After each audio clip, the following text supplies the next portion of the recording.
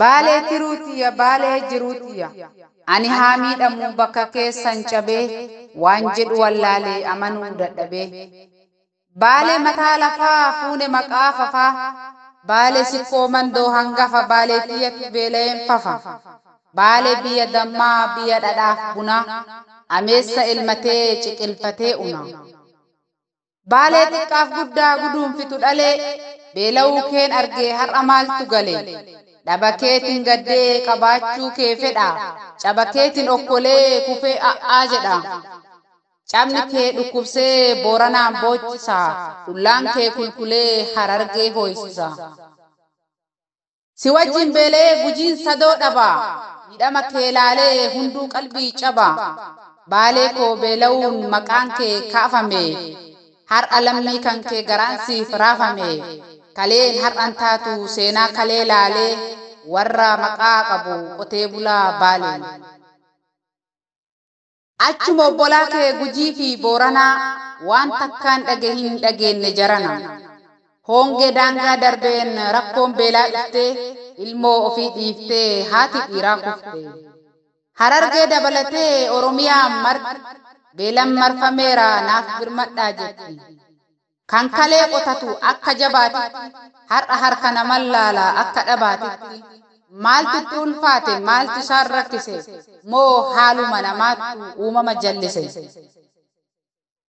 Si'ii qotee bulu dakka isaa fuuree har'a sababa hongetiin rakkoon ati hin beekne sirratti wal guuree.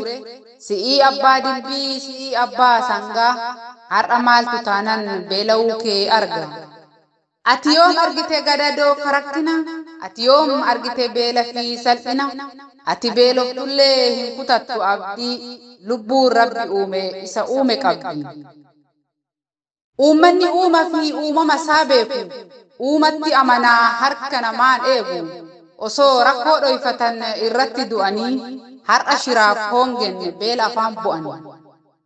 Saba eegeen beeyne taa'ee harka namaa nuufaa birma dukaa mootiin ardi sama. Baay'eema obsinee obsa daangaa darbe garaan naman dhiisu beelli nama sarbe.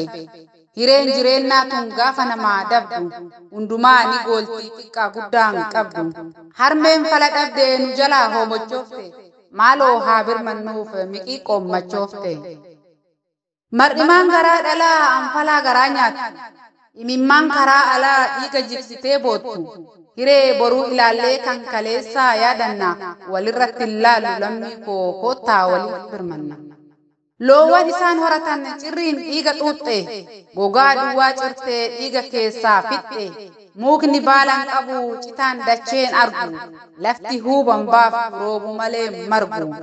Inni kalee facaafatu qamadii xaafi garbuu har'a ooruun isa lagatte firii takka ooyidaan argu.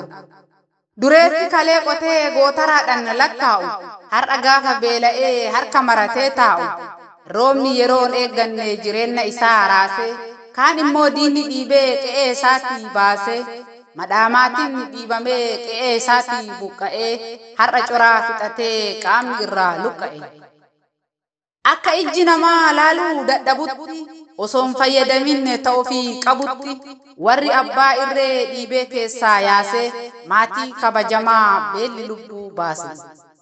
Kan silaa qotee galfatu kan silaa horee ilmatu kan silaa lolee falmatu akka inni yaannetti kaayyoon isaa du'ee ijibbaata rakkoo beela afaan bu'e.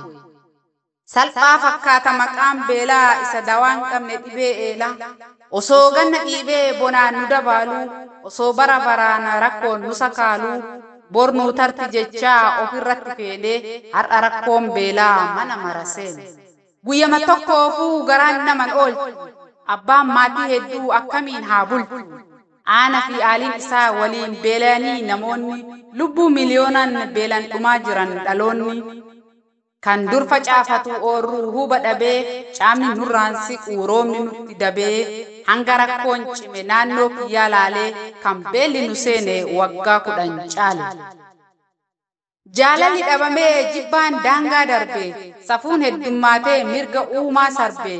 Osoo wal awwaaluuf boolla walii baafnu osoo yakka qofaan maqaa walii kaafnu akkan tarkaanfanneef ka beeku sakaalaa dantaa dhuunfaaf jecha wallaalaa dabaalaa osoo abbaan qe'eerraa dhiibamu osoo ilmi namaa waraanan dhiitamu osoo abdiin boruu bineensaaf hidhamu biyya kiyya jedhee eenyu qaba abdii maaf hin beelofne ree harmeen dhugaa qabdi.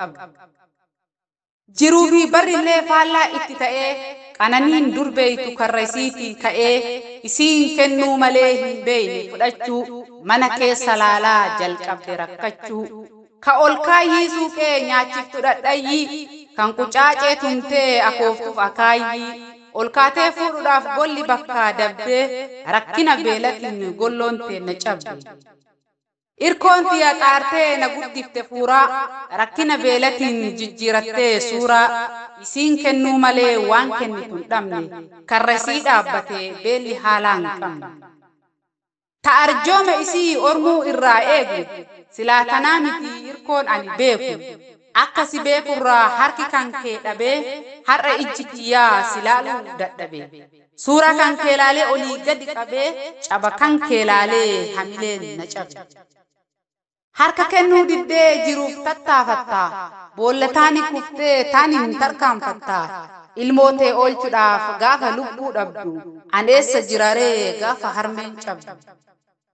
Akkuma kee durii harkaan dhabdu jennee dhaba kan kee hin beeyne ulfoo si daganne kan duraan elmattee raafattu ameessi bonaan duguugamee soorate bineensi harki kee goggogee sadoon sitti dabdee haati dammaaf dhadhaa har'a seeyyuu dhabde. Kan mana kee keessaan dhabamne sameessi kan waaree dacha'ee ciciisu ameessi kan harka keetirraa takkuun beeyne dhabdee haala sin madaalleen deeyni si dhaqqabu. Uumamni si miidhee ameessi si gane ilaaluu dadhabe suuraa kan kee banee ani haa cabu kaa utubaa jiruu koo ani haa beela'u bakka kee tiruu koo golaaf golloo dhabdee hamileen cabdullee kaatee olii xattee waan fuutu dhabdullee ta argattuun sossobaa olii gadi qabdee osoo ilmoof yaaddu lubbuu teetu dhabde. Dubbachuu saalfattee ati dhoyfattullee garaan dhoysaan beeyne obsa siif dhabullee mar'imaan hidhattee torba beela ciiftee ilmoo jaalattullee biraa deemte. Akka yaadamnetti lubbuun tee baatullee saba si dhabetti nadaamaa taatullee wal'aansoo jiruutiif rakkoodhaan wal qabnee sababa beelatiin haadhamee qadhamne. Barreessee kan dubbise Leellistuu Sabaati.